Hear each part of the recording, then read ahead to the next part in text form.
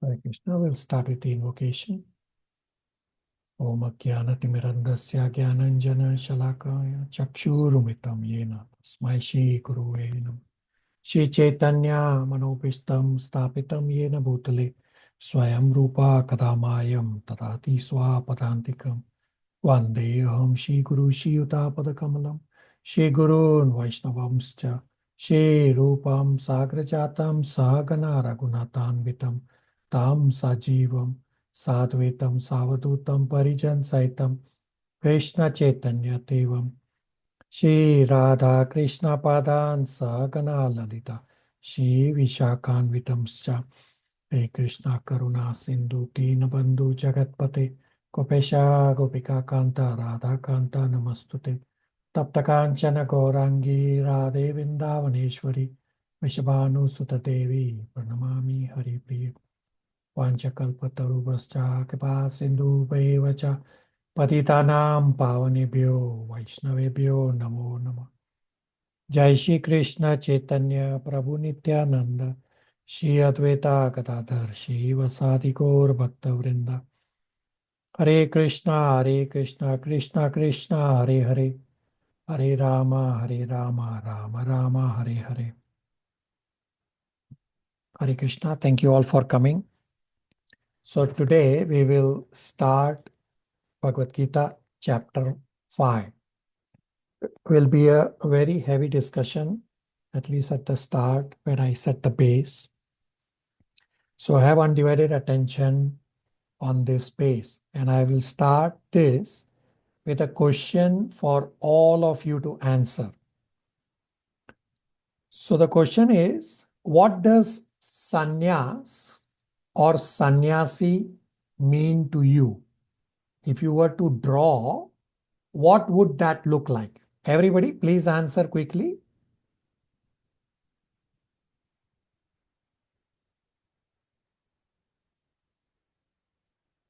Everyone to please answer. What? Hare Krishna, Prabhuji. Gulshan, go ahead. Prabhuji, someone who will dedicate the rest of their life to God completely without having any material desires. Okay. So everybody please try to answer that. What does sannyas and sannyasi mean to you? And if you were to draw an image, what would that look like? Hare Krishna, Prabhuji. Pratyush Prabhu, go ahead. Yes, if I had to draw an image, I would draw an image of a sannyas meditating in a forest. Very good. Hold that thought. Dara? Prabhuji, sannyas or sannyasi would be someone who has renounced all the material things and desires. And if I were to draw, would be someone mostly like wearing orange clothes. All right. Hold your thought. Rest Hare of you? Krishna. Yeah. Modak Prabhu. Hare Krishna. Prabhu, sannyasi means someone who's free from all the material duty, not even like his focus is not even 1% to the material duty and completely focusing on Krishna consciousness. Okay. Hold your thought. Rest of you? Prabhuji, I would say the one who selfishly performs actions without any desire for any fruit and wears an orange clothes. That's how I picture that person. Okay. Pat Prabhu? Hare Krishna Prabhuji, I can see the image of a person who renounced all the material senses and sacrificed his life for God. All right. Okay. Monica and Mohit Prabhu say in the chat that one who is free of material attachments. Samma says wearing orange clothes and meditating in the forest. Hold your thought. Padma Kumar Prabhu says sannyasi is every living being doing karma yoga. Okay, so I have a different answer. Okay, very good. Rest of you have not answered. Hare Krishna Prabhuji. Prabhuji, according Jigna, go ahead. Hare Krishna Prabhuji. I think sannyasi is one who has detached himself from the material world and focus all his senses in a God. All right. With orange clothes and. Okay. Somebody else wanted to speak. Prabhuji, can it also be like Srila Prabhupada, Sri Ramakrishna? They are all dedicated to the Lord. At the same time, they are within the material realm. All right. Sumnima says in the chat, similar answer to others, that eating simple food and having no material desires. Jinal says one who is not engaged in material world. Okay, hold your thought. Rest of you have not answered. Very important question. It's the crux of this chapter 5. Hare Krishna, Prabhu. Chaitanya Prabhu, go ahead. According to me, sannyasi is someone who is more focused on how he can engage more to find out the mysteries of life away from this Maya and material world and to find out what is the reality. Okay. Rest of you have not answered. Hare Krishna, Prabhu. So Chaitanya. a sannyasi who is free from material attachments and material duties as well. And if I had to draw the picture, you must be wearing orange clothes like our sannyasi used to wear it, right? Okay, hold your thought. Rest of you, there are still few who have not answered.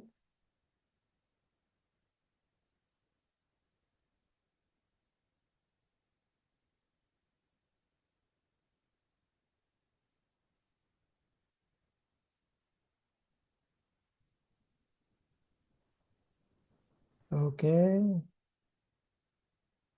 You don't want to answer, all right. Okay, I have undivided attention. So thank you all for participating, and you will soon realize all your answers. Hold all your answers. Some of you did answer correctly. Some of you did answer portions incorrect. Hold your thought. This is the crux of this chapter 5.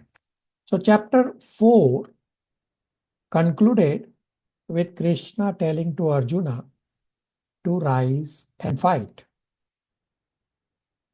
Chapter 5 starts with Arjuna's doubts because in 4.39, Krishna has talked about Shanti. And in 4.41, Krishna has stated Karma Sannyas. Plus, in the entire chapter 4, except for the last 4.42 verse, there is no mention of the word fight at all. Therefore, Arjuna is confused whether Arjuna should fight or not. So, in principle, Arjuna's question at the start of chapter 5 is similar to Arjuna's question at the start of chapter 3. Both chapters 3 and chapter 5 are very much similar. Although the themes are similar in chapters 3 and 5, in chapter 5, Krishna takes the discussion to a deeper level. Now, for all chapters, I have given you Sanskrit names. For chapter 4, I deliberately did not give you Sanskrit name for a reason which will soon become evident as I give you the Sanskrit names for chapters 3, 4, and 5. So chapter 3 is titled Karma Yoga. Chapter 5 in Sanskrit is titled Karma Sannyas Yoga.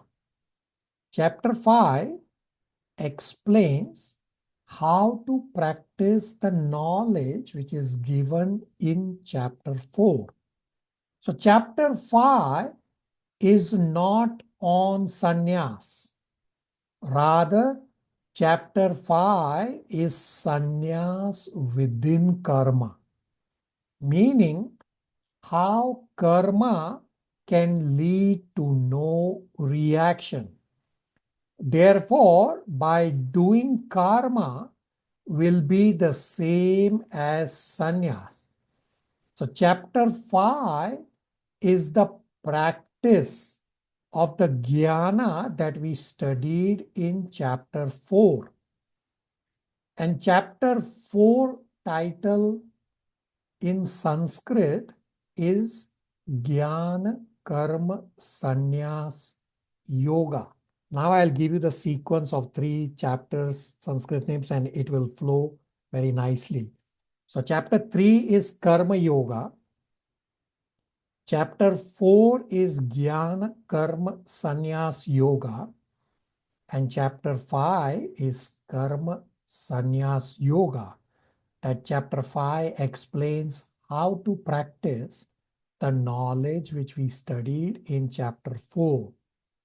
Therefore, chapter 5 is not on sannyas. Chapter 5 is how it can be sannyas while you are doing your day-to-day karma, even when you are in a grahastha life.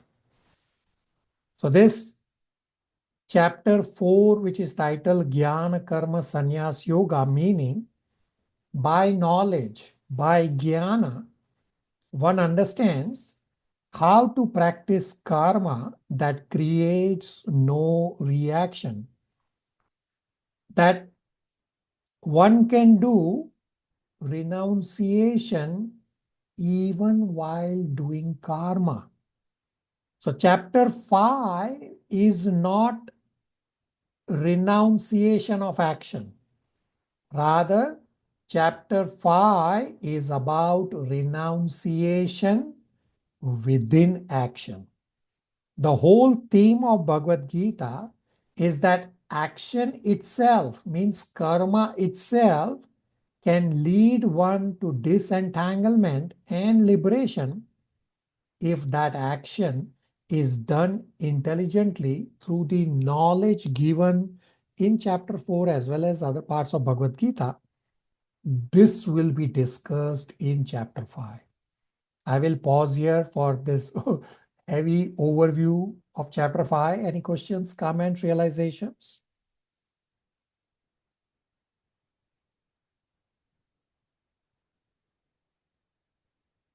All right.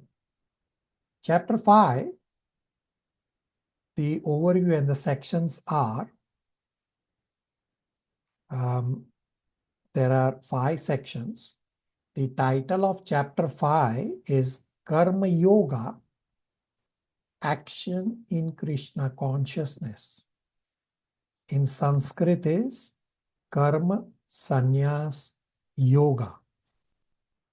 Section 1 is verses 1 to 6. Karma Yoga is equal to but easier than Jnana Yoga. So here Krishna explains that both Karma Yoga and Jnana Yoga are equal because they both give the same results. But Karma Yoga is preferred because Karma Yoga is easier to perform. Now the next 3 sections, sections 2, 3, and 4, some acharyas have combined section 2 and 3. Some acharyas have combined section 3 and 4. Some acharyas have combined sections 2, 3, and 4 as one. Essentially, they are linked sections. Just for our understanding, we'll leave it them as sections 2, 3, and 4. So section 2 is verses 7 to 12. Description of Nishkam Karma Yoga. By fixing mind on Atma, Karma Yogi remains free from bondage. So this is an elaboration of section 1 as to how Karma Yoga is equal to Jnana Yoga, because many think Karma Yoga causes bondage, while renunciation leads to liberation. Krishna disagrees with this statement. that karma yoga causes bondage and renunciation leads to liberation? Krishna says, no, this is not correct. If karma yogi fixes the mind on the soul instead of senses, then karma yogi will remain free from bondage. So here Krishna is moving the focus from body to soul. Section 3 is verses 13 to 16. Title is Relationship between Soul, Super Soul, and Nature.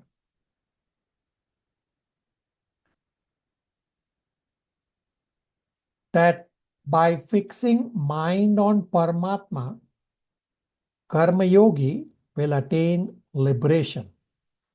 So there are two phases, or there are two steps. So section 2 talks about not getting bound. That by focusing on the soul, you are moving away from the body. That way you will not be bound. And section 3 talks about getting liberated. To understand this with an analogy, say when you are sick. So part 1 is to remove the sickness, remove the infection that caused the sickness. And part 2 is to regain the strength. So the first part is to prevent aggravation of sickness, that not to let the sickness spread further. And the second step is to regain the strength, meaning recovery involves two parts or two steps. Stop the negative and bring out the positive. So Atma Gyan can help one to act in a way to prevent further bondage. And Paramatma Gyan, meaning knowledge of Super Soul, knowledge of the Supreme, will lead to liberation. Section 4 is verses 17 to 26. Fixing mind on Paramatma, Karma Yogi attains liberation.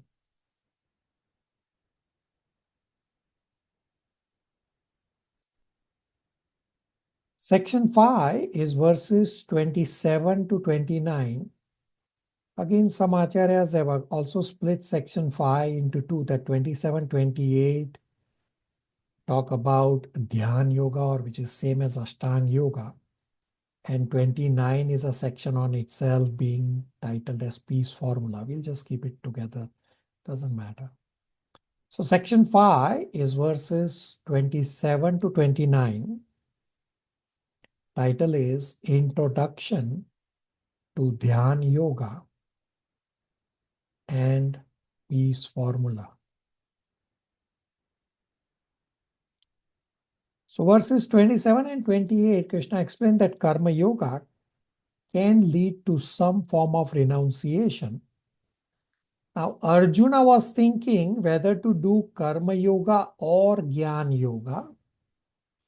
So Krishna does not recommend Jnana Yoga.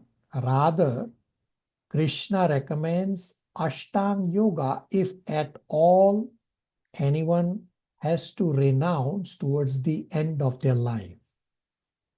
So Dhyan Yoga and Ashtanga Yoga are one and the same. And this Ashtanga Yoga is elaborated more in chapter 6. Verse number 29 talks about Bhakti Yoga, the peace formula. And Bhakti Yoga is elaborated further in chapters 7 to 12. Everybody with me so far? Any questions, comments, realizations? Onar Prabhu. Hare Krishna, Prabhu. Prabhu, question is why Gyan Yoga is at higher level in Yoga ladder if it is equal to Karma Yoga? So I request you to park your question, because on the yoga ladder discussion that we will have, I will briefly answer right now. The yoga ladder discussion that we'll have has this detailed discussion and analysis on this topic. Why Gyan Yoga is higher on the yoga ladder than Karma Yoga is because Gyan Yogis are renounced. They have literally stopped the contamination.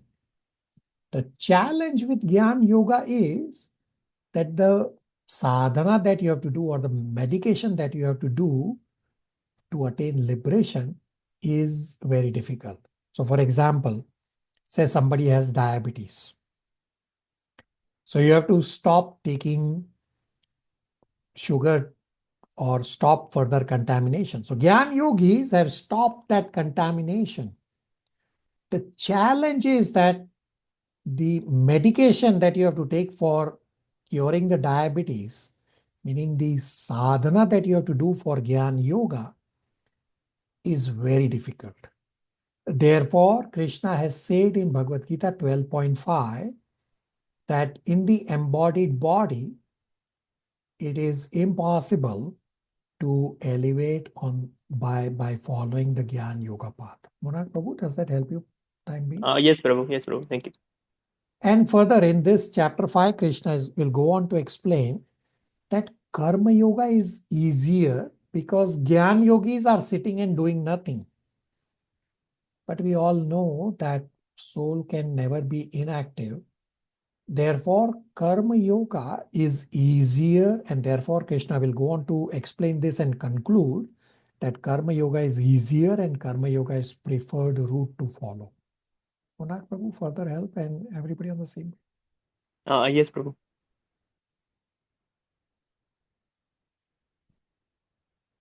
Okay. So we'll start with the first section and the verses. That section 1, verses 1 to 6 is Karma Yoga is equal to but easier than Gyan Yoga. So both Karma Yoga and Gyan Yoga are equal because they both grant you liberation. But Karma Yoga is preferred because Karma Yoga is easier. And on the yoga ladder, you will realize that what you can attain by Gyan Yoga, you can attain the same by Karma Yoga, and Karma Yoga can grant you more than Gyan Yoga. But Gyan Yoga cannot grant you what Karma Yoga can grant you. Therefore, Karma Yoga, if you do, you can anyway get what Gyan Yoga gives you, but can even give you much more, meaning the highest destination of Bhagwan realization. So all this will become clear on the yoga ladder. And I'm laying foundation. This yoga ladder discussion in the middle of chapter 6 is going to be a real eye-opener for at least for some of you, if not all.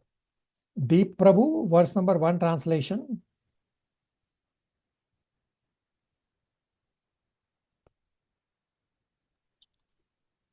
Hare Krishna, Prabhu.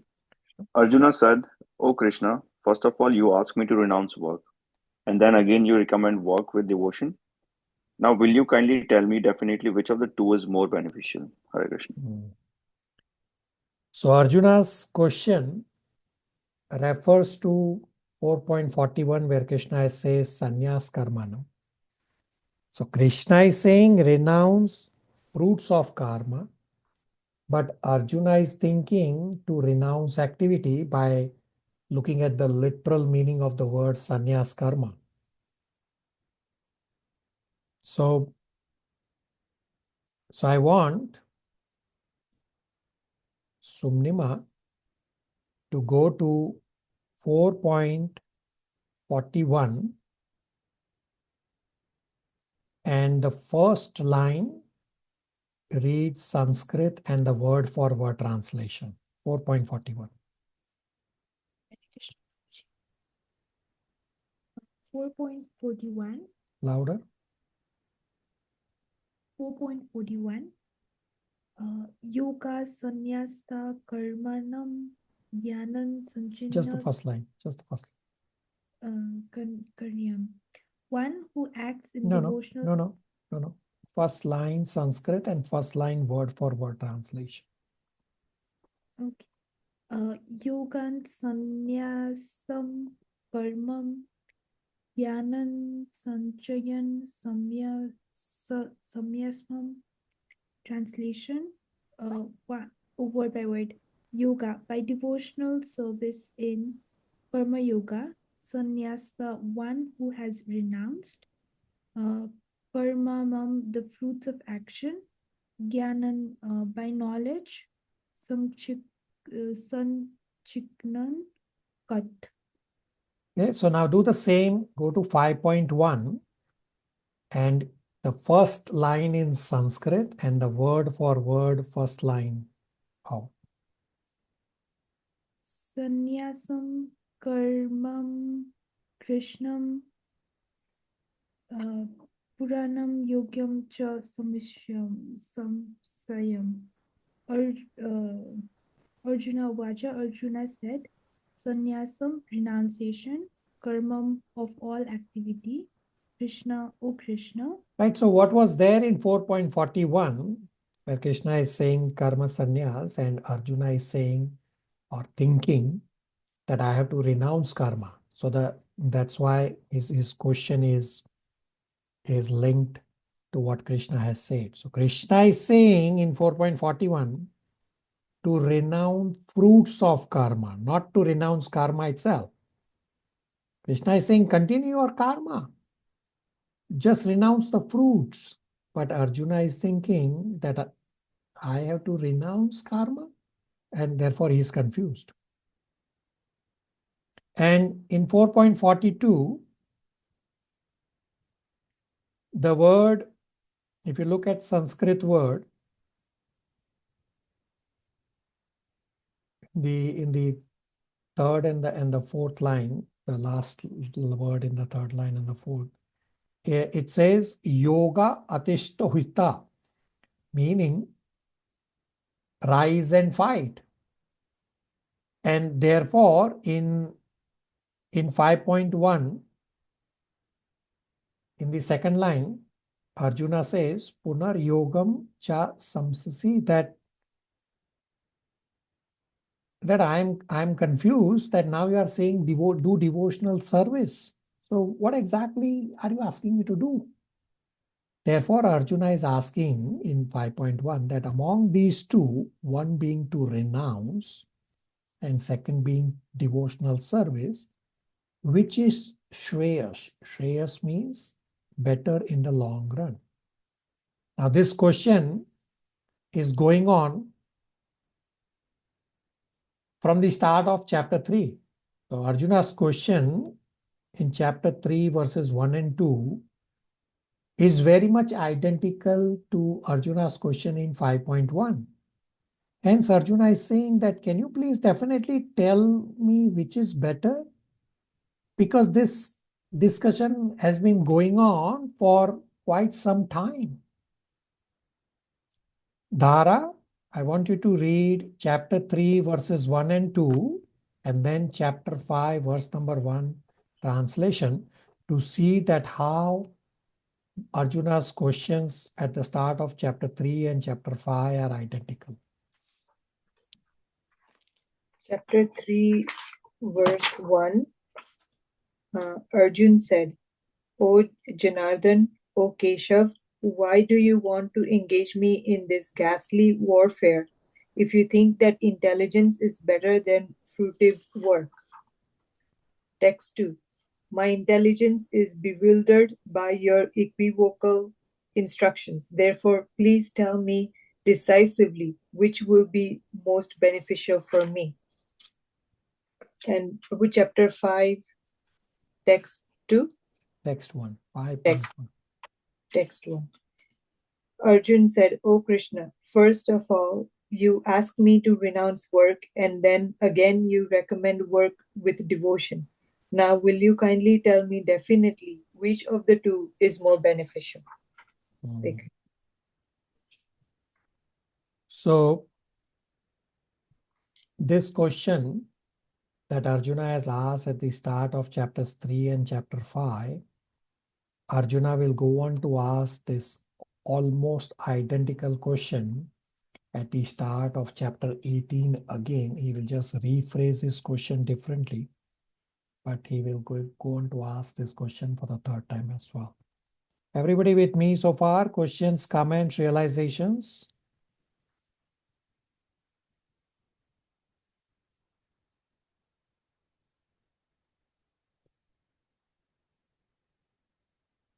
Okay. Have undivided attention. Verse number 2 and purport has many key points and is very heavy. Deepa, 5.2 translation.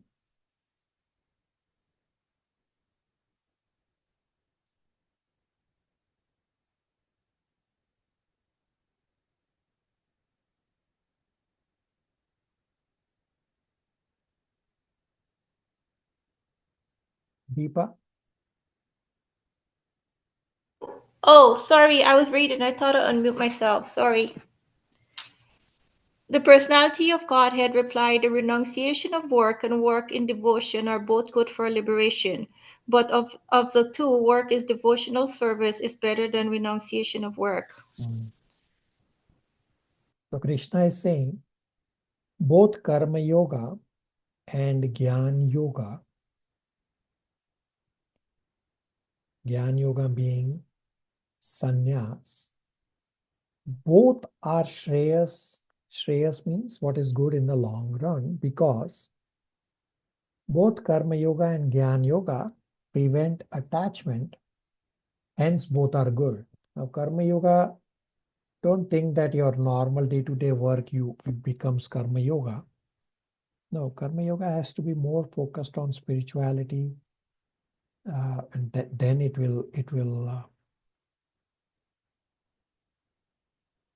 prevent attachment from material world.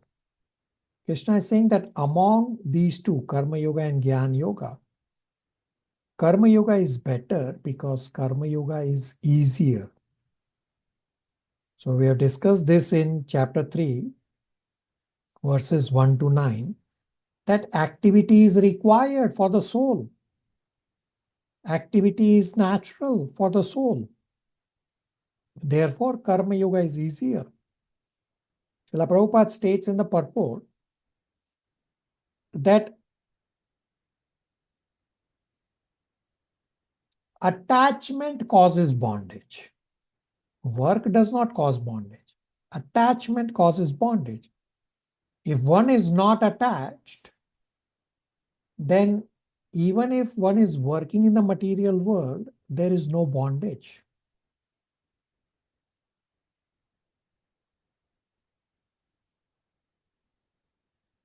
We'll read from the purport. Jigna at 5.2 purport, first few lines. I will stop you. Hare Krishna Prabhuji.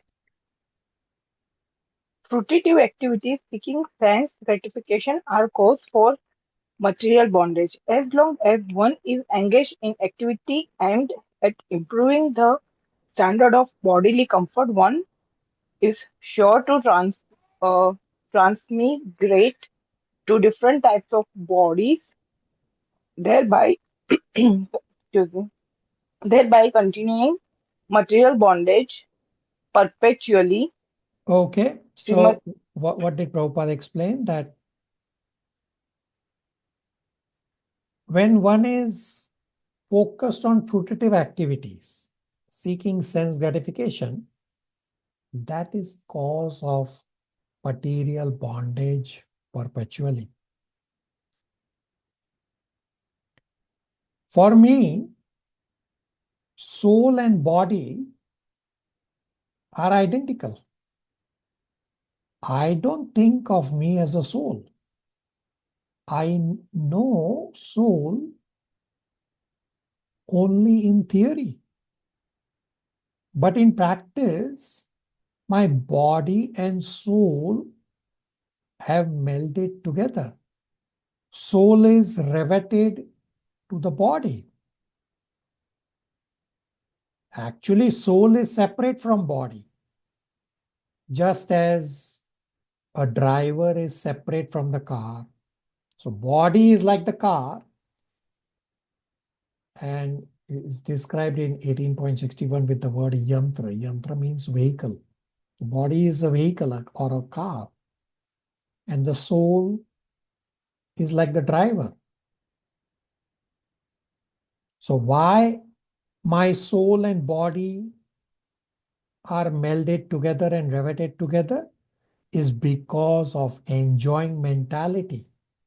The enjoying mentality means wanting to enjoy the body and senses, welds the soul and the body together or rivets the soul and the body together.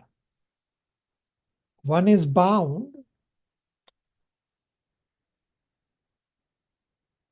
by desire to enjoy sense objects, desire to engage in fruitive activities. We'll read purport second paragraph. Genal purport second paragraph, which starts, people are mad after sense gratification. Hare Krishna, Prabhuji. Hare Krishna. People are mad after sense gratification, and they do not know that this present body, which is full of miseries, is a result of one's fruitive activities in the past. Although this body is temporary, it is always giving one trouble in many ways. Therefore, to act for sense gratification is not good. One is considered to be a failure in life as long as he makes no inquiry about his real identity. As long as he does not know his real identity, he has to work for fruitive results for sense gratification. And as long as one is engrossed in consciousness of sense gratification, one has to transmigrate from one body to another. Although the mind may be engrossed in fruitive activities and influenced by ignorance, one must develop a love for devotional service to Vasudeva. Only then can one have the opportunity to get out of the bondage of material existence. So Srila Prabhupada gives the solution that devotional service is the solution. Okay. That although mind may be engrossed in fruitive activities and influenced by ignorance, but if you develop the taste of devotional service to Vasudeva or Krishna, only then you have the opportunity to get out of bondage of material existence.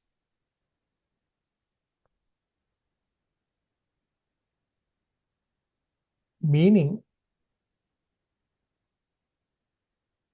if you attach to Krishna or Krishna's devotional service, then the mind is no longer filled with enjoying mentality.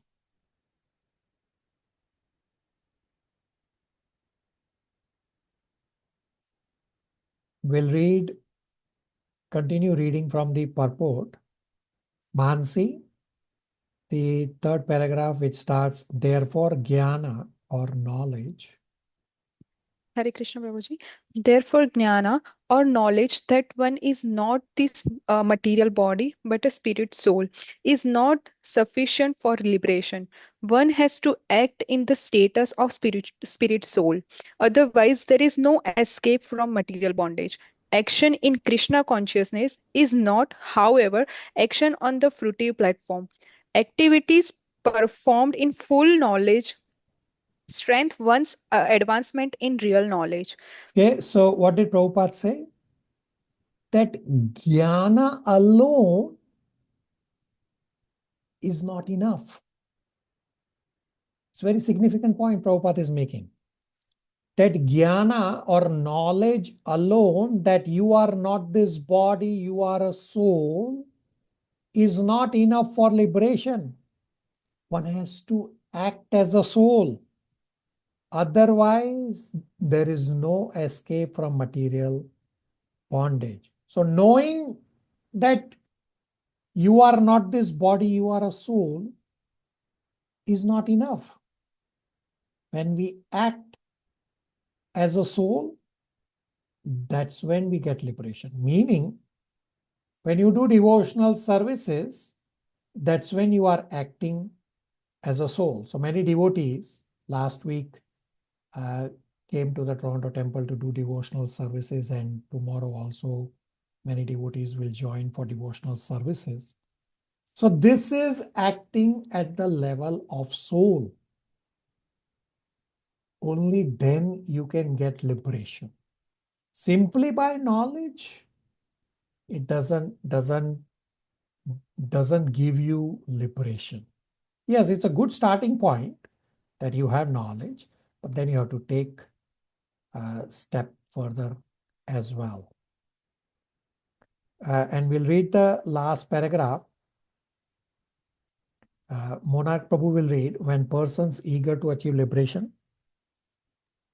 Hare Krishna.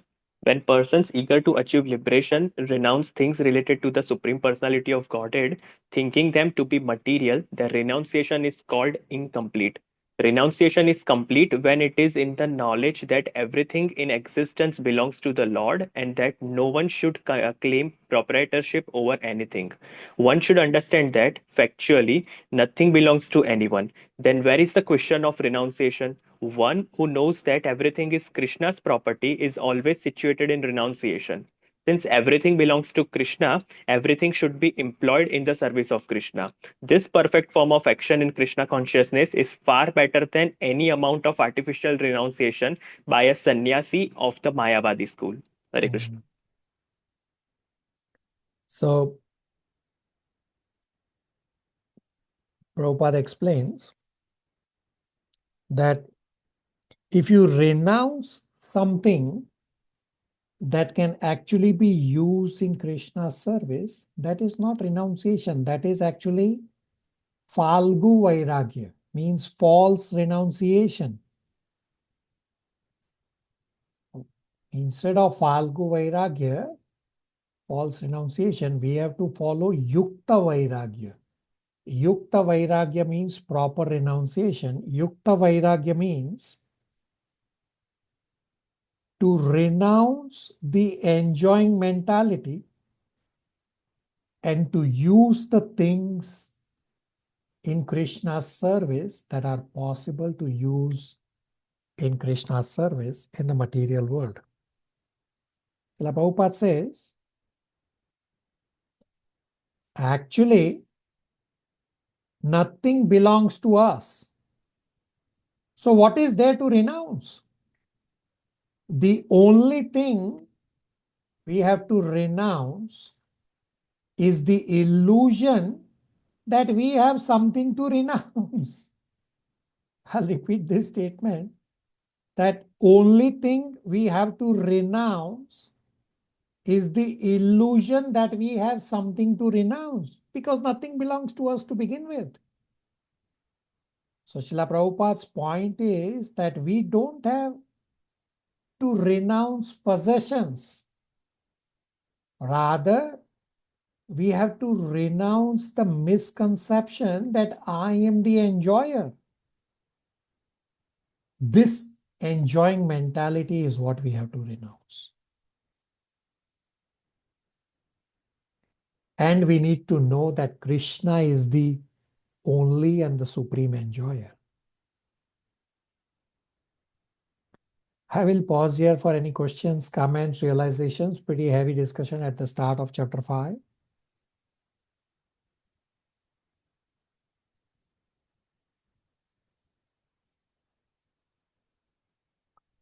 All right.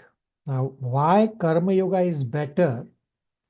Krishna will explain this in verse number 3. Chaitanya Prabhu, verse 3 translation.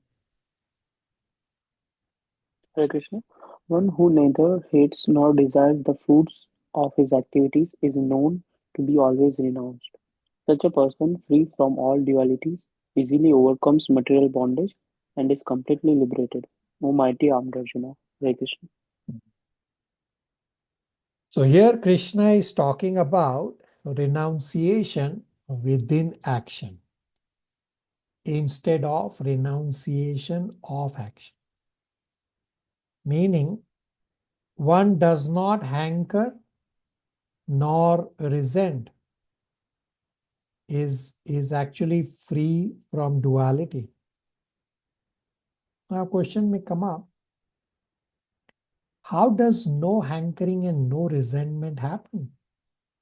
The answer is no hankering and no resentment happens when internally one does not have attachment.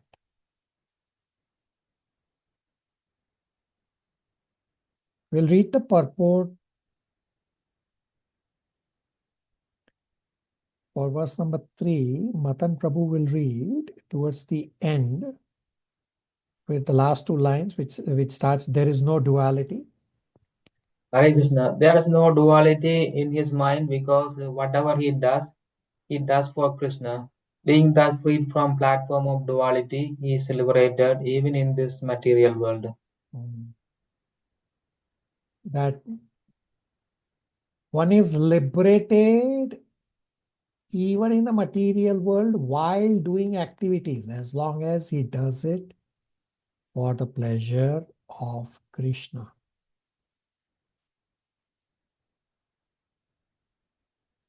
So Prabhupada explains that devotee is always liberated because devotee acts always for the pleasure of Krishna. Devotee has no dualities because he does it for Krishna. Now a question may come up that how does doing everything for Krishna keep one free from duality? The answer is because devotee does not think this is good or this is bad from material terms. Devotee thinks, I want to serve Krishna whatever comes in my life. That whatever comes in my life, how I can use it to serve Krishna. Because service can be done in all situations. So if I want to be an enjoyer, then it is dependent on so many external conditions which are beyond my control and which can go wrong. On the other hand, if I want to be Krishna's servant, then whatever be the situation, whatever happens, I will just keep serving. There, which will give me deep inner peace because there are no dualities. Questions, comments, realizations?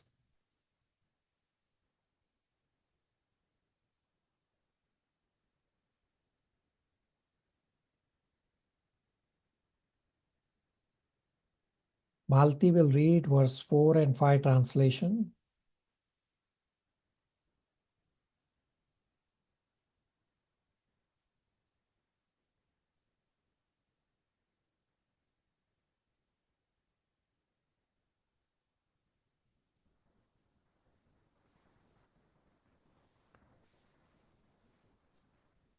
Text 4. Only the ignorant speak of devotional service, Karma Yoga, as being different from the analytical study of the material world, Sankhya. Those who are actually learned say that who applies himself well to one of these paths achieves the result of both. Text 5. One who knows that the position reached by means of analytical study can also attain by devotional service, and who therefore sees analytical study and devotional service to be on the same level, seeing things as they are. Hare Krishna. So Krishna is clarifying further how one can stay free from bondage. So Sankhya is the process of jnana, the process of inaction. Yoga is the process of action. So both Jnana Yoga and Karma Yoga are similar because ultimate goal of liberation is same in both. So there are two paths of Jnana Yoga and Karma Yoga being explained here. And goal of both these paths is to ultimately free us from bondage when done with detachment. So Jnana Yoga, one has complete detachment. He has renounced all activity. There is no involvement in the material world. Karma Yoga, one is detached while living and acting in the world. By detachment, one attains freedom from bondage because activity is natural for the soul. Detachment while doing activity is easier compared to detachment with no activity, because giving up activity is not natural for the soul. Soul is always active. So Jnana Yoga is like creating a vacuum in your consciousness. So creating this vacuum in your consciousness is very hard. And even harder is to sustain that vacuum. So even if somebody is able to create that vacuum in their consciousness, meaning somebody is trying to elevate following the Jnana Yoga path, with that tiny split crack of that air passes through, the vacuum is broken. Similarly, tiny tinge of desire will make one fall down from the Jnana Yoga process, because the Jnana Yogi is not in the natural state of using the body and senses. Therefore, Karma Yoga is easier, that you are using your body and senses at the highest level. I'm referring to Karma Yoga at the highest level, to use your body and senses in Krishna's service. So Jnana Yoga may be higher on the yoga ladder, but Jnana Yoga will not lead to higher destination. So I already explained this point to Monarch Prabhu's question and will become visually clear on the yoga ladder.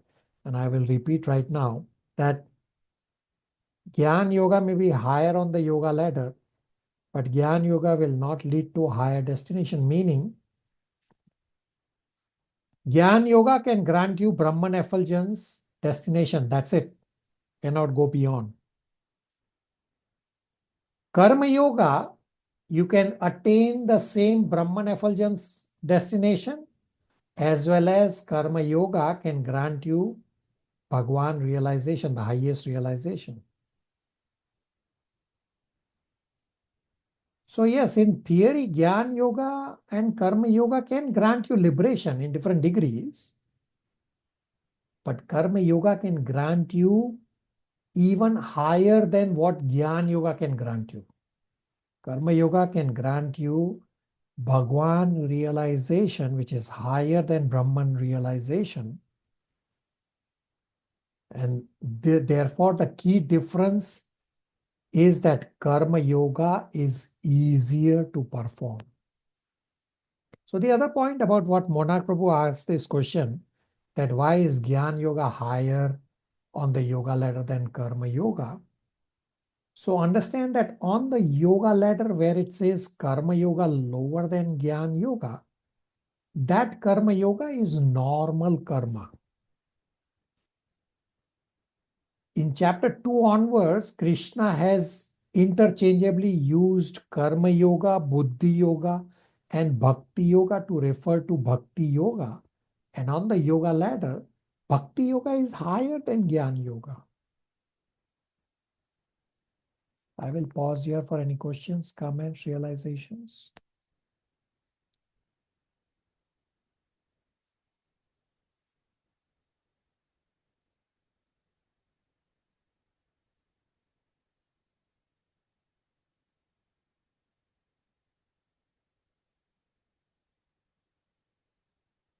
So there's a question posted in the chat.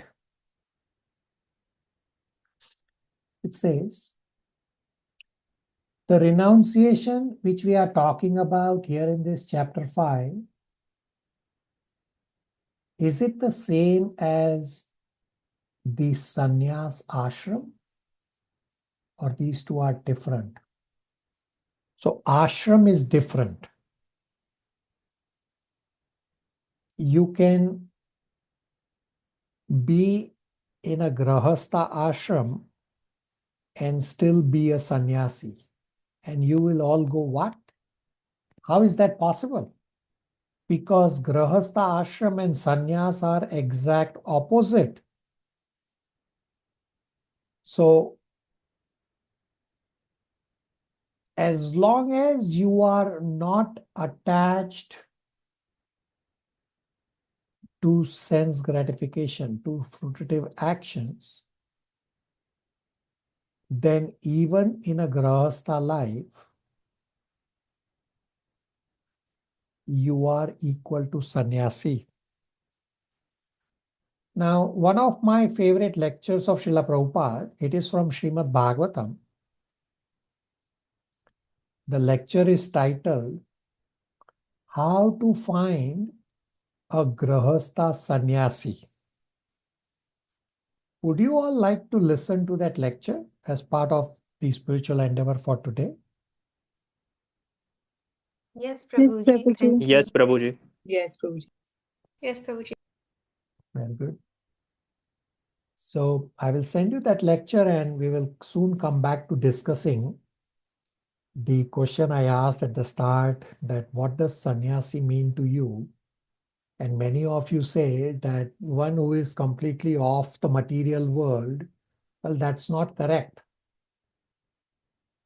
Sannyasi means one who is acting in the world, but acting for Krishna's pleasure. So this Prabhupada's lecture, which is among my favorite lectures, it is titled, How to Find a Grahastha Sannyasi. So many of you answered that somebody having an orange dress is a sannyasi. Well, Grahastha cannot have an orange dress. But Prabhupada is calling Grahastha also as a sannyasi because he is detached. And Prabhupada will go on to explain in the lecture that somebody living in the material world with family, working in the material world is detached. He is a sannyasi. He's a grahastha sannyasi. But somebody who has gone to the forest but is having this desire to enjoy the senses, even though he is living alone in the forest, he is actually living with 6 wives. The 5 senses and the mind are the 6 wives. And that person living in the forest alone will actually cause bondage for himself. He's not a sannyasi. So everybody who answered about the sannyasi, is that an eye-opener discussion?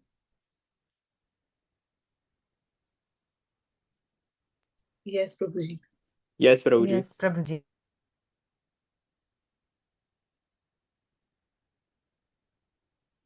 Questions, comments, realizations so far?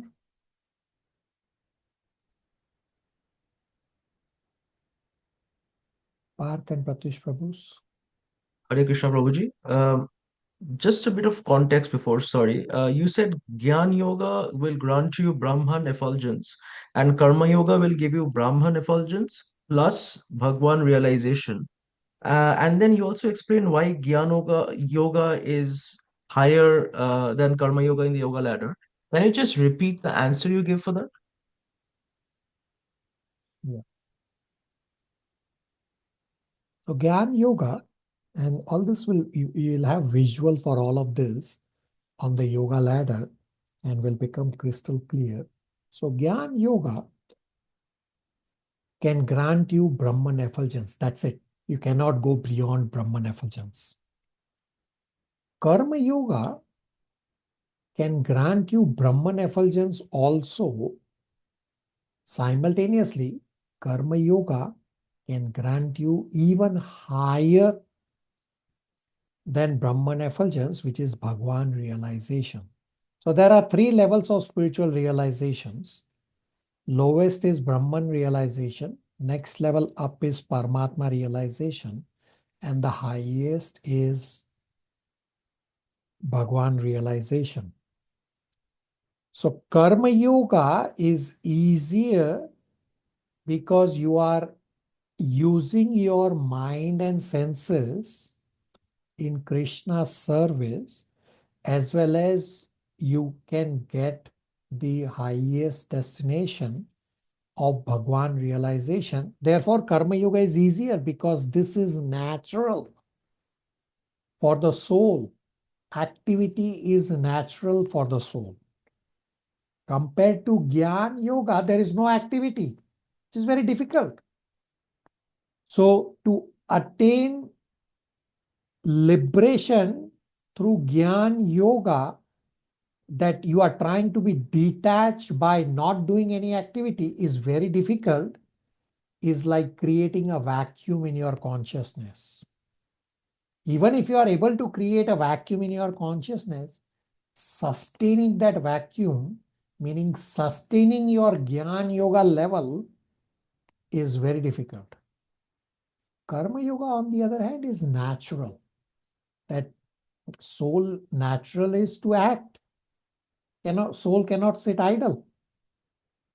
Therefore, you act, and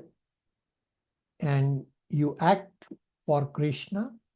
Your senses will get purified, and not only you will attain Brahman effulgence if that's your desire, which is possible by Gyan Yoga also, but very difficult path, Gyan Yoga.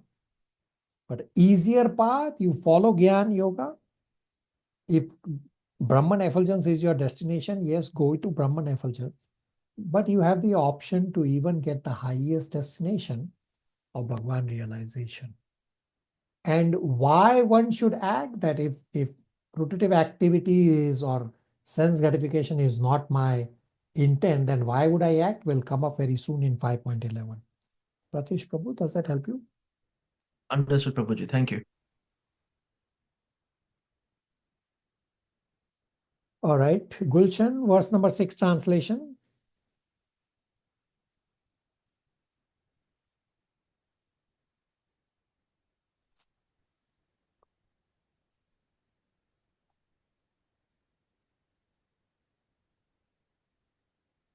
Sorry, Prabhuji, give me a minute. Verse number 6. Merely renouncing all activities yet not engaging in the devotional service of the Lord cannot make one happy, but a thoughtful person engaged in devotional service can achieve the supreme without delay. So Krishna is explaining why Karma Yoga is better, which we anyway have discussed.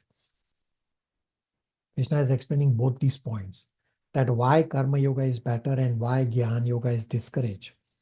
So sannyas without doing any activity leads to misery, leads to dukkha, because inactivity is difficult, is unnatural. While engage in activity, meaning engage in devotional service, one attains spiritual realization without delay. Meaning, in Gyan Yoga, one is detached, but is not doing any activity. And therefore, he is not satisfied because you are trying to artificially withhold the senses. Therefore, the result is misery because inactivity is very difficult. In Srimad Bhagavatam, Brahmaji, the first living entity of this universe, the head spiritual master of this universe, he says, Brahmaji says, the only gain of Gyan Yogi is pain. So let me summarize what we have discussed in the first 6 verses. That Arjuna asks, which is better between renouncing and working in devotion? Krishna says, both Gyan Yoga means renouncing and working in devotion are equal because both grant you liberation. Levels of liberation may vary, that we had also discussed. But working, meaning activity, is natural and one gets happiness. Gyan Yoga, there is no activity. Example I gave is that Gyan Yoga is like creating a vacuum. It is very hard. And even if somebody is possible to elevate himself through Gyan Yoga, sustaining that vacuum is even harder, meaning sustaining that Gyan Yoga level is very hard. So Krishna has explained that attachment is what causes bondage. Work in devotion does not cause bondage. Working with detachment is equal to sannyasi. Even if you are a grahastha, you are working in the material world, as long as you are detached, you may be living with your wife and family in a house in the material world, doing 9 to 5 work. As long as you are detached, you are a sannyasi. So here's the punchline for the question that I asked you at the start, that what does sannyasi mean? The punchline answer to that is, sannyasi is not judged by orange dress. Rather, sannyasi is judged by one who is detached and working for the pleasure of Krishna. Therefore, don't renounce work. Don't renounce possession. Rather, renounce the enjoying mentality. Everybody crystal clear on what does sannyasi mean and what would sannyasi drawing be look like? Anybody wants to revise his answer?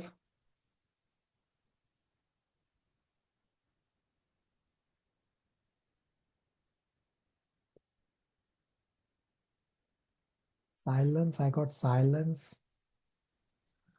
Hare Krishna Prabhu. Hare Krishna. Actually, I have a question. So, actually, I have a doubt, not a question. So, you said like we working from 9 to 5, we are doing activities in day-to-day life. So we dedicated that to Krishna, right?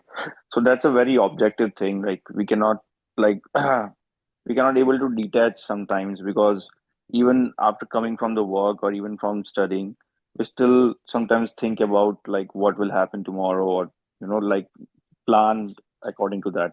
So how in that situation detachment work? So what that means is you are in the process. So don't judge yourself while you are in the process. So you are correct that, okay, you have the theoretical knowledge and you are trying to apply. And throughout our Bhagavad Gita study from day one, I have described practical aspects and we'll continue this discussion of how to live as a soul. So don't make that judgment call now because you are in the process.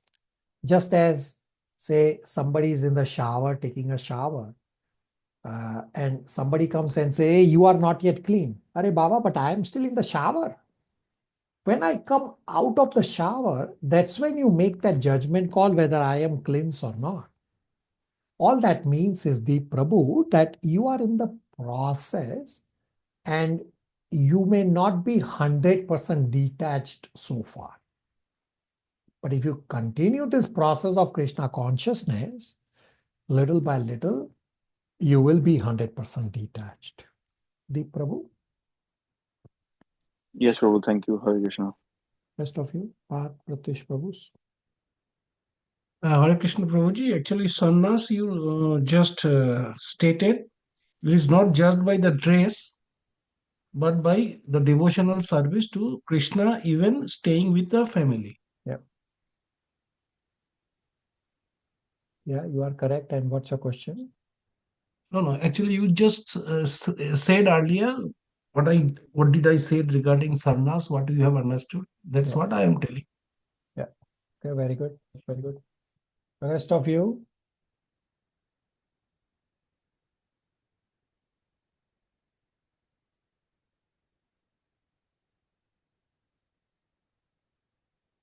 Anybody? Only one or two. Prabhuji, Yeah. can I ask something? Is it then possible to judge, like to understand if a person is sannyasi just looking at a material then? Because what you said is of the action, right? Of the heart, the mind. So what's your question? So is it possible if I look at a person who is wearing orange or any dress, then we should try to look at the person not with the sense of materials, right? Is Yeah. that So orange dress is not the criteria. Yes, Prabhu, got it now. Thank you. What the person is doing is the criteria. And this is very easy for many of us being from India. There are so many pseudo-spiritualists. They put on sannyasi dress and behind the scene, they do all sorts of nonsense. Well, that's not a sannyasi. You are just trying to fool somebody by putting on a sannyasi dress. All right.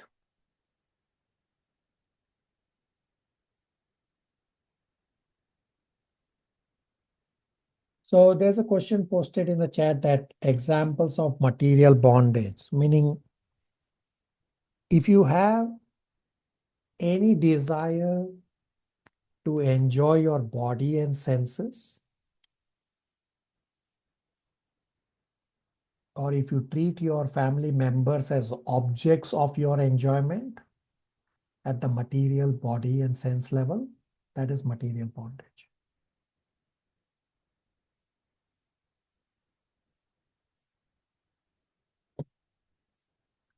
Okay, so section 2 is verses 7 to 12, description of Nishkam Karma Yoga. That by fixing mind on Atma, Karma Yogi remains free from bondage.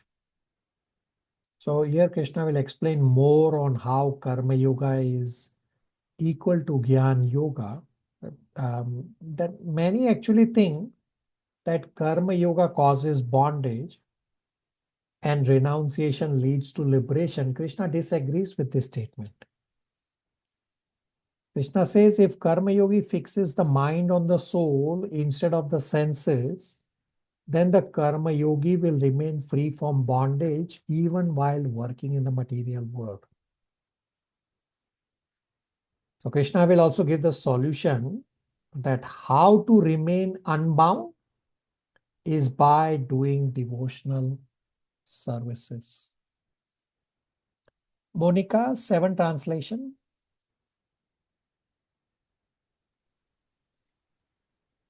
One who works in devotion, who is pure soul, and who controls his mind and senses is dear to everyone, and everyone is dear to him. Though always working, such a man is never entangled.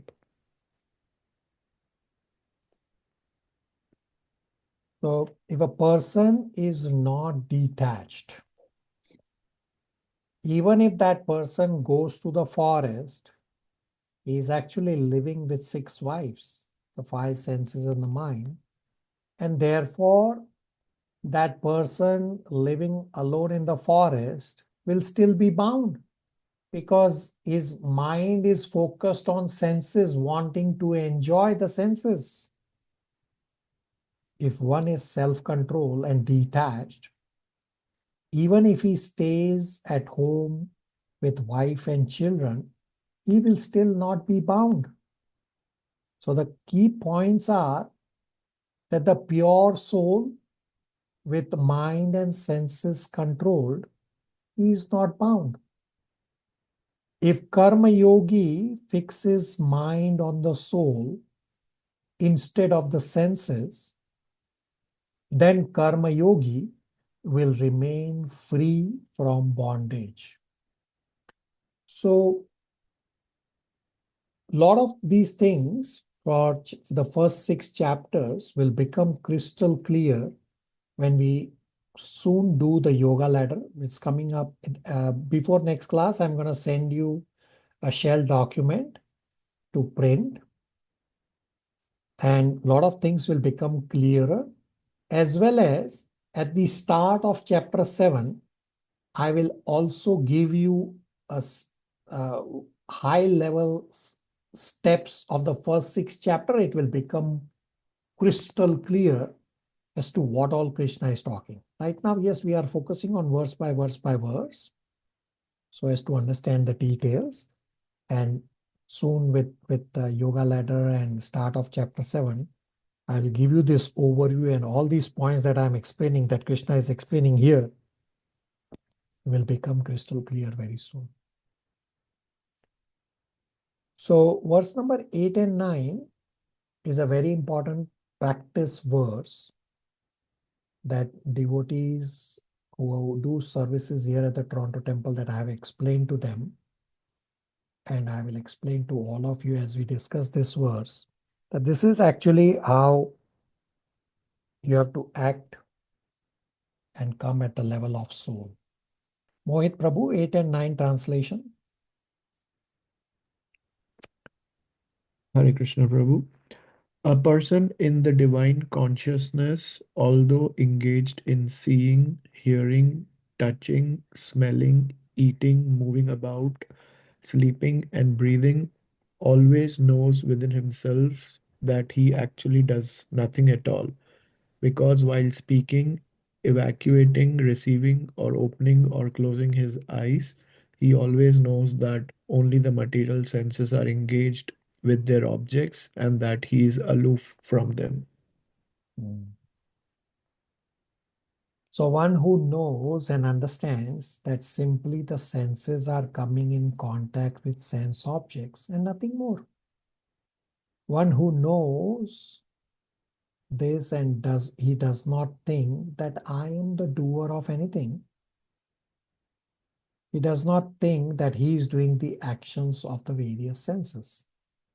So Krishna is saying that the wise understand that so many things happening with the body, I as a living entity, I am not the doer of those things. Example, many things we do consciously, like walking, eating, speaking, etc. And even for these tasks at the conscious level, we are not always in control. Example, I am speaking right now. But tomorrow, if something happens and I cannot speak, I may be still here. My sense object of speaking is still here, but I cannot speak. Meaning, I am not the doer. Krishna will say in 7.8 that Krishna is the ability in men. Plus, there are so many things within our body that happen subconsciously, such as breathing, such as digestion. These things are happening automatically. And so many of these things happening in our body that are necessary for our existence are happening without our conscious awareness.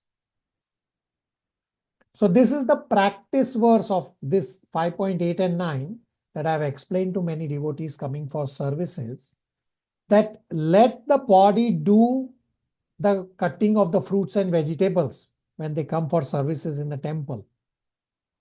And simultaneously, fix your mind on reciting verses, fix your mind on Krishna. This way you will be able to separate your mind from the body, as well as you'll be able to separate the soul from the body. Right now, for me, all three are riveted together. The mind, the body, and the soul are riveted together. But if you practice this 5.8 and 9 verse, that let the body do all these activities, you realize that the senses are coming in contact with the sense objects for the necessary function of the body. I am not the doer. Let me focus my mind on Krishna, and that way you separate. Many devotees last week had some realization. Hopefully, time permitting, we'll see. Otherwise, we'll discuss at the next class that how trying to separate the body and the mind and the soul is very difficult. Yes, it's a work in progress, but at least we can try. Now, we have discussed this, and here's a question for you all. What does automatic mean? We have discussed this in chapter 1. Anybody remembers? What does automatic mean?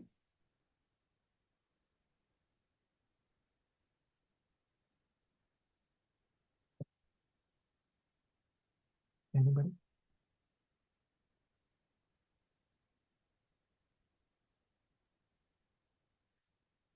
Okay. One devotee says no effort. So we have discussed this in chapter 1.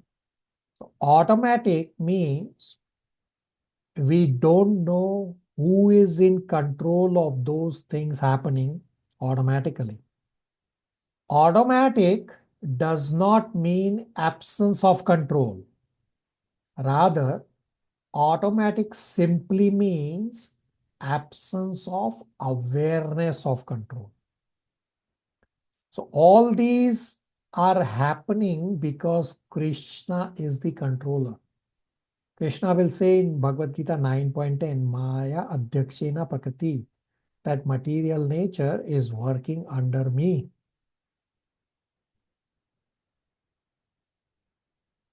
This way we can understand that I am not the doer of activities. Now, understand who is the doer. If soul is not the doer, then whose reaction is the soul getting? If soul is not the doer, then why do I need to follow these scriptures and injunctions? If soul is not the doer, then soul should not get any reactions. But soul is getting reactions. And scriptures also state that soul is responsible. Therefore, scriptures say that soul should do certain activities and soul should not do certain activities. So the answer to how do you understand who's the doer is that the statement soul is not the doer means soul is not the independent doer. Yes, soul is the doer, but soul is dependent doer. Soul works in coordination with other elements. We have discussed that there are 5 things that have to come together for anything to happen in the material world. Soul desires, Ishvara sanctions, Prakriti executes, the senses, and the endeavor. These are the 5 things. So I have described this example before, that I pick up an axe to cut down a tree. So who is cutting the tree? Is axe cutting the tree or am I cutting the tree? X cannot cut the tree by itself because X does not have any consciousness. And I cannot cut the tree because I don't have anything sharp in my body. So the answer is, who's cutting the tree is? Both are required. So X is the instrument cause and woodcutter, meaning I am the initiating cause. So both causes are required. So for action in the material world, material nature is the instrument cause and jiva or the soul is the initiating cause. Similarly, when soul suffers, material nature is the instrument cause, meaning body is suffering. Super soul is the sanctioning cause. And the individual soul, the jiva, is the initiating cause. So we have done some karma for which we are meant to get certain reactions. And these reactions are meant what is best for our eventual reformations. So for when you say who's the doer, there are actually three doers. Super soul, Prakriti, and the soul. Who are the doers? Soul is doer, being the initiator. Super soul is the sanctioner. And material nature is the executor. Therefore, there are these three doers. Of course, you need the senses and the endeavor itself. This way, it makes the 5 things that are required for any activity to happen in the material world. So activities for bodily maintenance are required. Beyond that, there is no further requirement for sense gratification because soul is not motivated by material desire. Therefore, the person does not get bound. Detached soul has no desire for sense gratification. So soul is inside the body. Body needs food. When food comes in the body, a detached soul, the person does not think, I am going to enjoy the food. It is just that the senses are coming in contact with the sense objects for bodily maintenance. In some lectures for this point, Srila Prabhupada has said this. That's it. That's how Prabhupada has said. That's it. That the senses are coming in contact with sense objects and the detached person has no enjoying mentality. That's it. Questions, comments, realizations?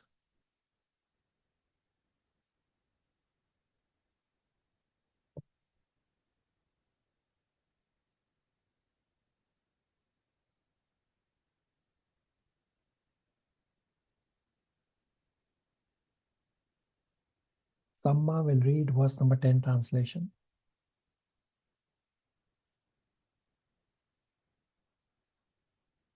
One who performs his duty without attachment, surrendering the results onto the Supreme Lord, is unaffected by sinful action as the lotus leaf is untouched by water. So Krishna is explaining this with an example of the lotus leaf. Then when the soul offers results or offers the karma to the absolute truth, the person gives up attachment. Person is not bound by karma because that person is like the lotus leaf. Water cannot touch the lotus leaf. Even if water falls on the lotus leaf, water does not stick. The dirt does not stick. The leaf does not stay wet does not stay dirty. Similarly, for a detached person working in the material world, the karma does not bind the soul. Karma just washes off because there is no emotional attachment to bind the soul. So devotee working in the material world can similarly stay detached. Devotee works in a detached way. In the purport, Prabhupada is repeating and summarizing all these key points about detachment. Questions, comments, realizations?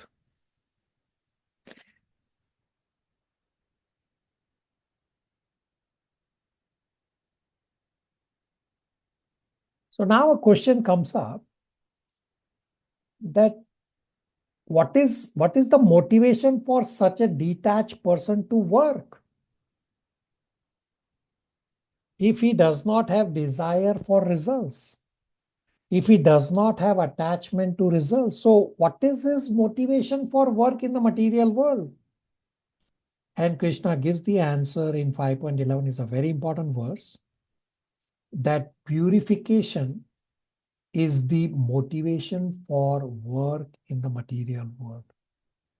Because soul cannot stay idle. Therefore, work in the material world only for purification and not for sense enjoyment. Raksha 5.11 translation.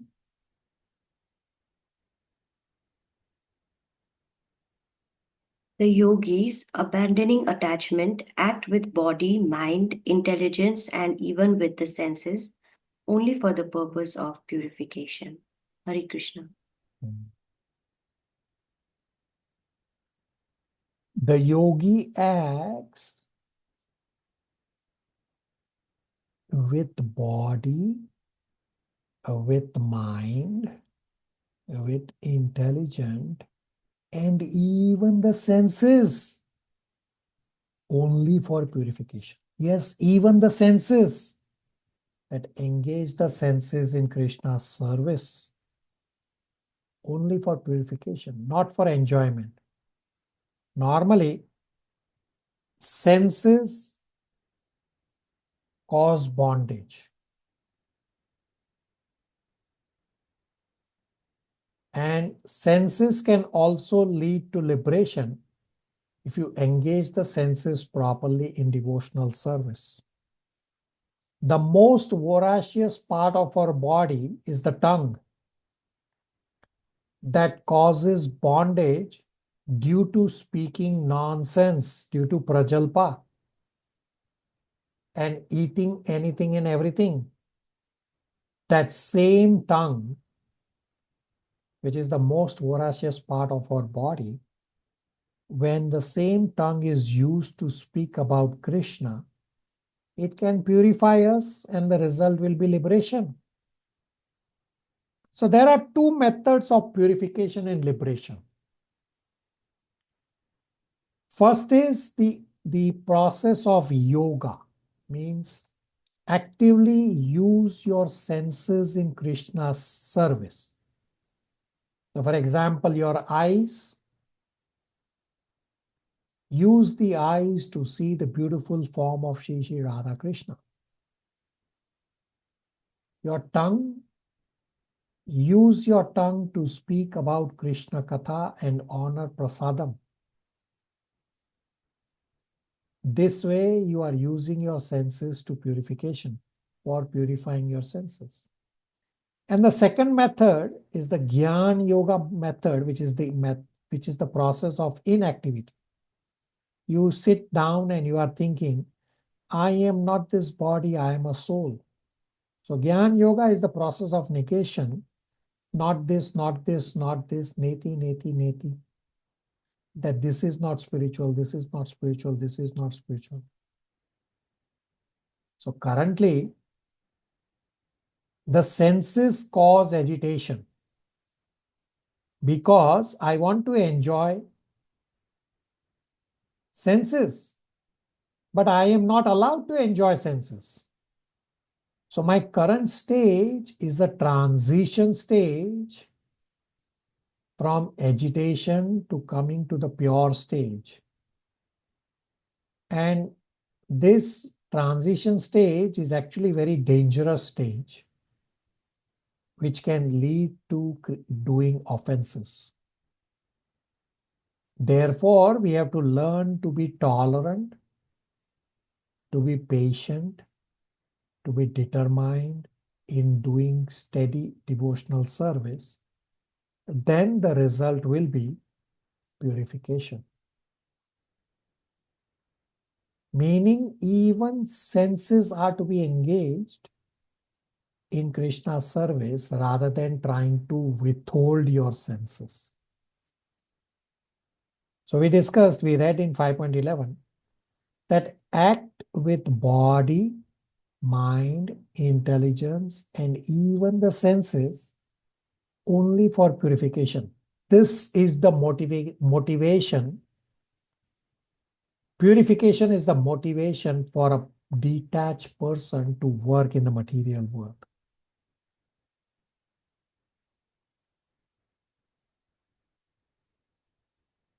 So let us focus on acting with the mind and understand the dangerous transition phase the mind is in right now. When you do japa, when you do devotional service, when you study scriptures, etc., all these devotional service activities, these are cleansing processes to clean your mind.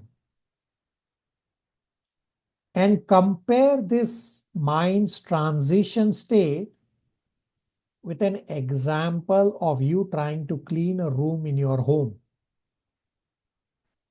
So before you start to clean your room, you would notice that things are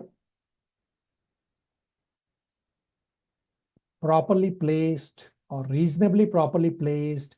Say that you have a chair, table, or a bed, the lamp, etc. They are in proper places. Now, to clean all parts of the room,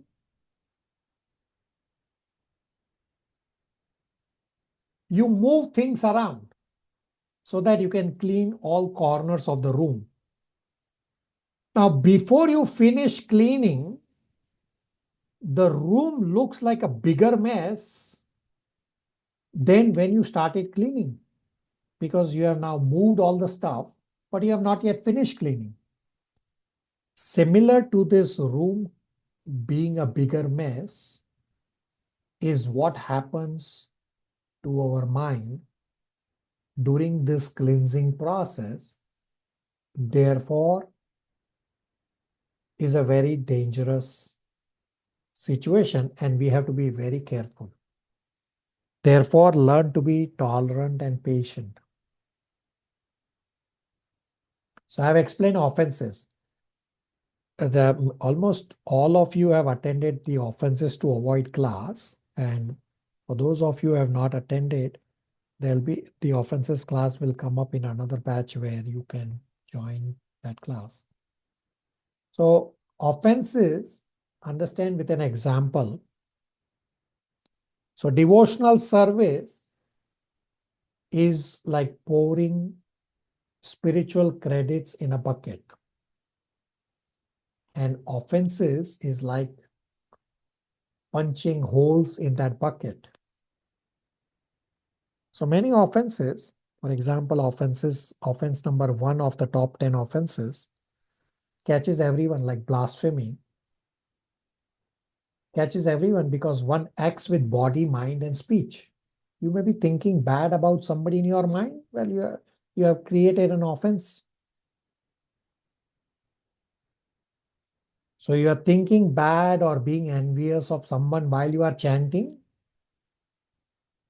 Your envy from level number 1, your envy will get magnified to 108 beats times 16 rounds. So at least 108 times 16 times magnified will be your level of envy and may even grow more. So the solution is to purify envy by avoiding I, me, mine concept. That nothing in this material world can satisfy me because I am a spirit soul. I am not this body. So why do I have to become envy of somebody? Sri Chaitanya Mahaprabhu has explained in his Sikshastakam number 3 verse that one should be tolerant than a tree and humbler than a grass. He gives respect to all and expects nothing, has no pride. In that state, one can actually chant the Hare Krishna Maha Mantra with feelings. To come to this state, the solution is to serve the devotees who are doing more services than me. Rather than trying to pull down a devotee, this is a direct comparison of material world.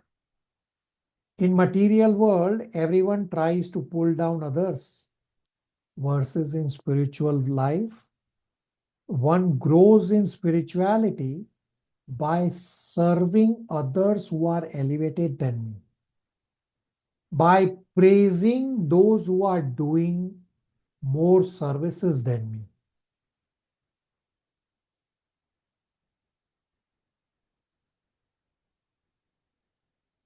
So this is your test.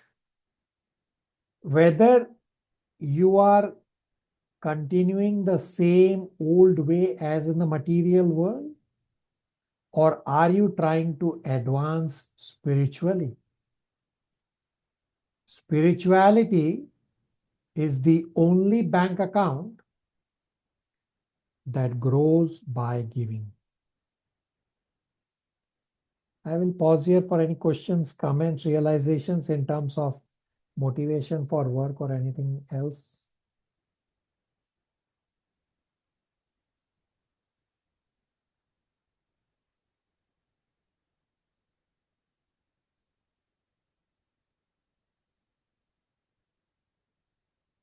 Parth Prabhu, verse number 12 translation. Hare Krishna Prabhuji. The steadily devoted soul attains unadulterated peace because he offers the result of all activities to me. Whereas a person who is not in union with divine, who is greedy for the fruits of his labor, becomes entangled. So Krishna says, soul who understands all this, what we have discussed in the first 11 verses so far, is devoted to Krishna and he works for purification only in the material world, he gets liberation. So in 5.2, Krishna has said that both Karma Yoga and Jnana Yoga are good. And in 5.6, Krishna has said that actually Karma Yoga is better because activity is natural. In 5.6, the comparison was between Karma Yogi and Jnana Yogi, meaning one who is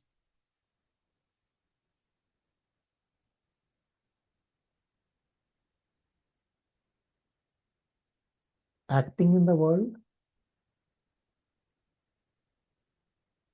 versus Jnana Yogi who is not doing anything in the world.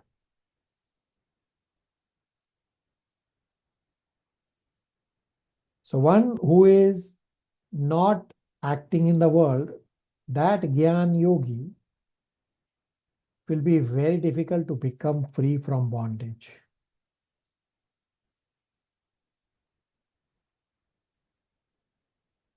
In 5.12, Krishna is comparing a fruitative worker and karma yogi. So previous comparison was karma yogi and jnana yogi.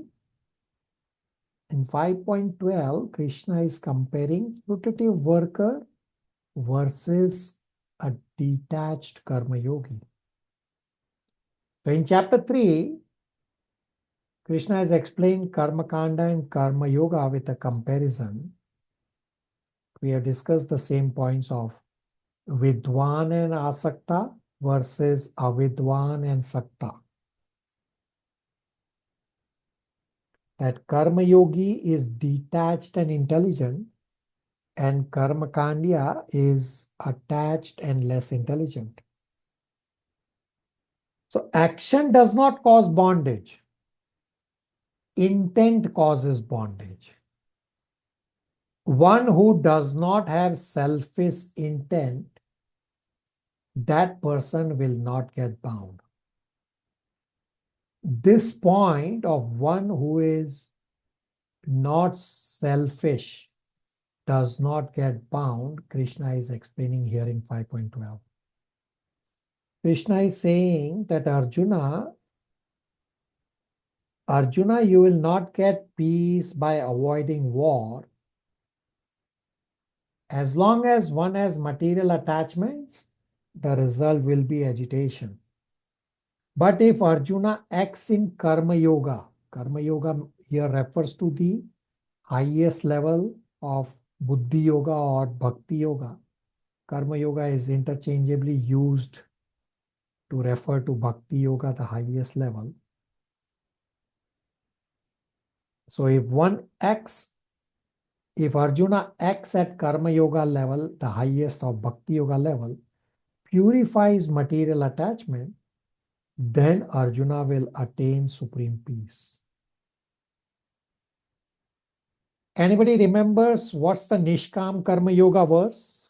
Anybody has memorized?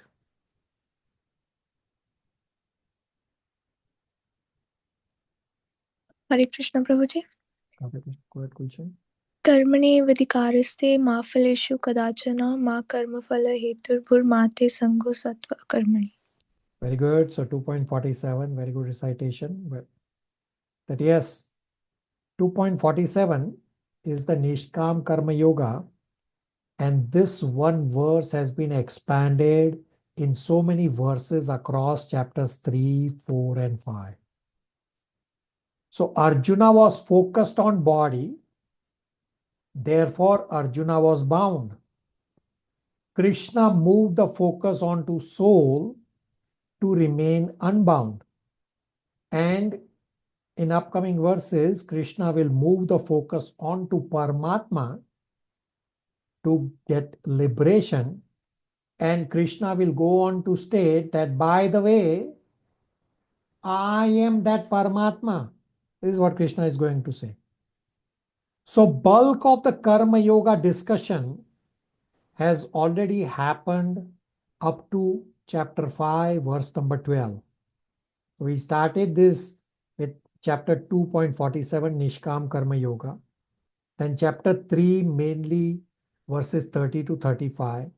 Plus there were a few more verses in chapter 3. Then in chapter 4, verse 16 onwards. Then in chapter 5, from verse 7 to 12. So all this was in a broken trail Karma Yoga discussion. Will get crystal clear on the yoga ladder when we connect all these dots. And some more discussion on Karma Yoga will continue up to end of chapter 6, plus a slightly heavy discussion on Karma Yoga will happen in chapter 18 after chapter 6 discussion. I will pause here for any questions, comments, realizations. Was that a heavy conversation today?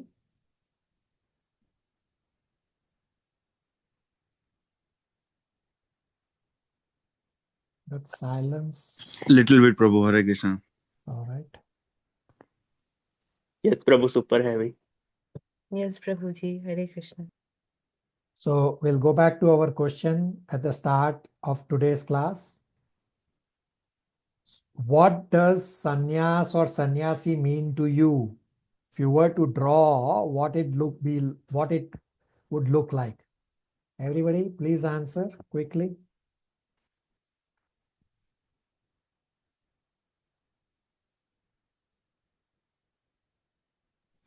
Hare Krishna Prabhu.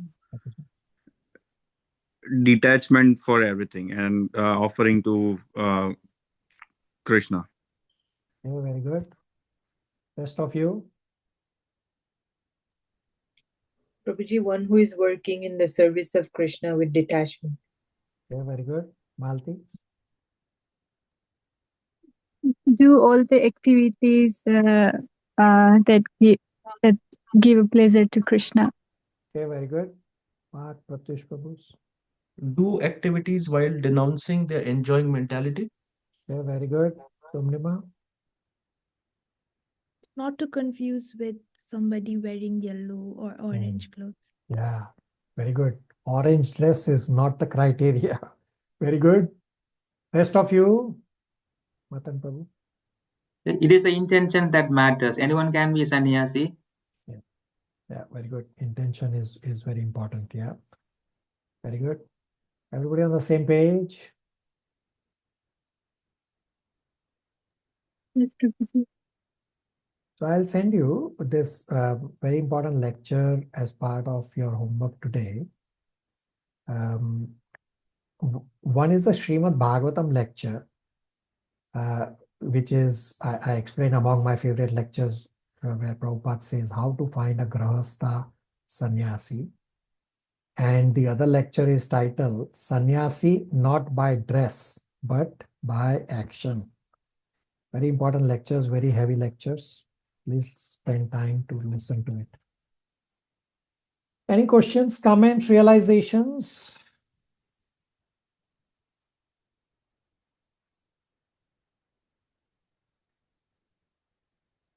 So last few minutes, we have about 7, 8, 10 minutes or so. I want those who came for service last time. So I recall right now who see Dhara, Mansi and Monarch who were Paulomi, who were present last time. So if you can please describe what happened before last week's service and what happened at last week's service. Quickly, Tara wants to start. Prabhuji, I wasn't there before the last week's service, Yeah, but you were there, not previous week. I'm saying any of the previous service. any of the previous, yeah.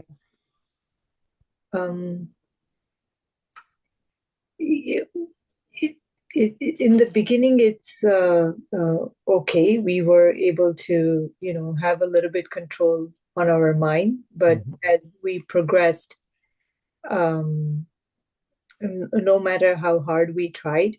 Okay, so step back. So what happened in the previous to last week? What was I doing with you all? Oh, you came and reminded us after every few minutes or checked on us whether we were practicing or reciting the verses. Yeah, and you all called me Gabbar Singh. Very good. Yeah. And last week, what happened? Last week, you were not checking on us, but you asked us to keep eye on other devotees. And yourself. And ourselves, yes. And what was the result? The result,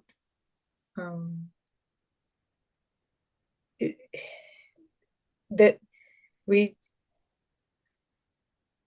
I think it was pretty much the same, like in the previous batch as well, that in the beginning it's fine, but as we progress, we lose a track. Okay. I will summarize. Monarch Prabhu wants to explain something. Hare Krishna Prabhu, same thing. Like in the beginning, we try to remember the verses and everything recitation, but later on, when we like practices, like we lose the control. Yeah. So let me explain for everybody's benefit who are physically far away from Toronto. So up to before last week, I was acting as Gabbar Singh for all of them to constantly tell them, memorize verses. Why are you talking other things? Memorize verses. And as soon as I walk close by to wherever all these devotees were doing services, they will go, Dehi no asmin yatha dehe. They will start memorizing verses. Oh, Gabbar Singh aa gaya. Dehi no asmin yatha dehe. Last week, I said, I am not going to remind you at all. And everybody was literally under the modes. That the modes took over, and not everybody was memorizing the verses, even though that was the instruction. So all of you, or those who want to know that why last week when I did not force anyone to memorize, why they were not able to memorize, why they were not able to focus on their mind, was because of the modes. So all of you who want to have control on your mind can consider to listen to chapter 14 discussion on the modes from the previous batch class, because chapter 14 is still far away for you. Why this happened to those who came for services and came for services last week and could not control the mind is because of the modes. This is what I asked all of you to observe what was going on. But so far, all those devotees have not heard the discussion about the modes. So whosoever is interested to want to know how to observe the modes, how to observe which mode is influencing me right now, and how to come out of that lower influence of the modes, you can listen to the very heavy conversation on chapter 14 from the previous batch. Krishna has said, we'll discuss in chapter 14, Krishna has said that one who understands chapter 14 alone, it's a standalone chapter, you can get liberation.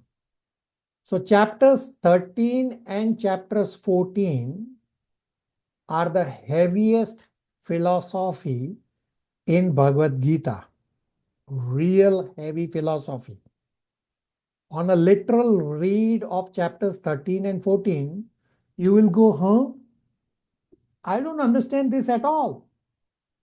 But acharyas have made it practical for all of us that how do you apply or how do you see the modes influencing you 24 hours? Because we are 24 hours under the modes. So those of you who came for services last time, you all got caught in the modes that you were working, tak, tak, tak, tak, tak, tak, tak, tak, tak, tak, and you were not coming out of the modes. So consider, and those of you who are physically far away from the Toronto area, you can also consider to listen. You will have to send me an offline message whether you want to listen to the chapter 14 discussion. I think there are 3 classes. They are pretty heavy discussion. If you want to know which mode is influencing you right now and how to come out of the influence of the modes. I cannot answer because it's a pretty heavy and a pretty long conversation. Dhara, were you caught in the modes? Monarch Prabhu, were you caught in the modes? Yes, definitely. So, Yes, Prabhuji. Mansi, Yes, Prabhu, definitely. follow me. Yes, Prabhu, definitely. So you can consider, if you are interested to know more of the modes ahead of time, many devotees, all previous batches have done similarly, that they have attended the chapter 14 class or listened to the chapter 14 recording ahead of time as a standalone chapter.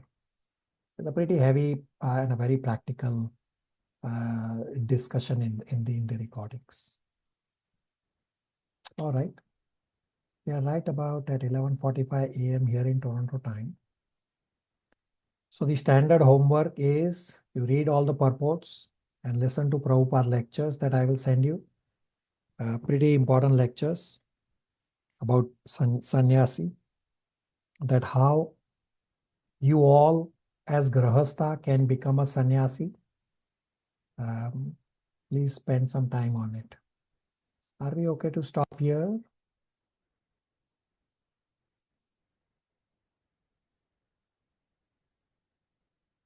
Hare Krishna. Yes, Prabhuji. Hare Krishna. Yes, Prabhuji. Hare Krishna. Thank you. Hare Krishna, Hare Prabhuji. Thank Krishna. you. Hare Krishna, Thank Prabhuji. you. Thank you so much.